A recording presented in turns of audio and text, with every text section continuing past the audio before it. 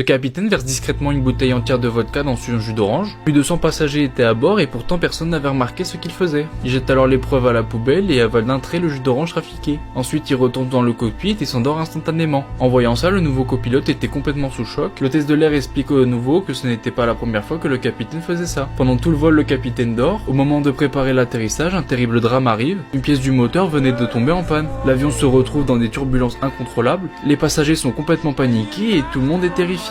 Sauf le capitaine qui venait tout juste de se réveiller. Il ordonne à l'hôtesse de l'air de faire attacher tout le monde, puis reprend les commandes, mais ce qu'il n'avait pas compris, c'est que l'avion était totalement hors de contrôle. L'avion piquait droit vers le sol comme un caillou. Il dit au copilote de tirer sur le manche, mais peu importe la force qu'il donnait, l'avion refusait de remonter. Le capitaine contacte immédiatement la tour de contrôle pour déclarer une urgence. Pour ralentir la chute, il largue le carburant qui restait pour alléger l'avion, puis il demande au copilote de sortir un train d'atterrissage dans le but d'atterrir en urgence. Mais l'avion perdait encore trop vite de l'altitude. Alors il choisit une zone complètement dégagée pour atterrir en urgence. Devant eux se trouvait une église avec une grande foule qui était rassemblée. Il tente alors désespérément de contrôler les commandes pour éviter le bâtiment, mais l'aile droite de l'avion heurte quand même la structure et se crache sur le sol. Lorsque le capitaine reprend connaissance, il se souvenait vaguement de ce qui venait de se passer.